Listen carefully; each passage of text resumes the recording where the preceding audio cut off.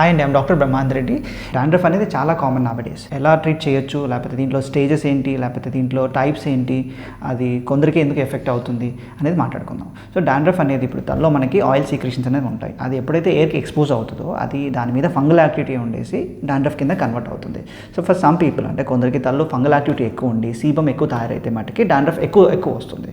Otherwise నార్మల్గా కూడా hard water వల్లనో లేకపోతే క్లీన్ చేయకపోవడం వల్ల కూడా డాండ్రఫ్ ఉంటుంది. సో డాండ్రఫ్లో సింపుల్ డాండ్రఫ్ అంటే మనం డే టు డే అంటే 2 days ఒకసారి వాష్ చేసినా కూడా సరిపోతుంది. బట్ కొందరికి ఏంటంటే సెబోరిక్ స్కాల్ప్ అంటాం, వాళ్ళకి ఎక్సెసివ్ ప్రొడక్షన్ ఎక్కువ ఉంటుంది, ఫంగల్ యాక్టివిటీ ఎక్కువ ఉంటుంది. సో వాళ్ళకి ఒక్క డే వాష్ చేయకపోయినా కూడా పెచ్చులుగా ఊడుతూ ఉంటుంది.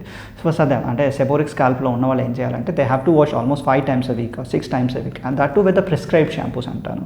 సో ఇది ఒక్కొక్కసారి హెయిర్లోనే కాకుండా ఐబ్రోస్లో, బియర్డ్లో కూడా వస్తూ ఉంటుంది. చాలామంది సార్ నాకు తెల్ల మచ్చలు వస్తున్నాయి, లేదా వైట్ పొట్టుగా వస్తుంది, బియర్డ్ తీసేసినప్పుడు నాకు అక్కడ అంతా ప్యాచెస్ కనబడుతున్నాయి, ఇది ఏదైతే తలలో ఉందో అది ఫేస్కి కూడా స్ప్రెడ్ అయింది అనొచ్చు.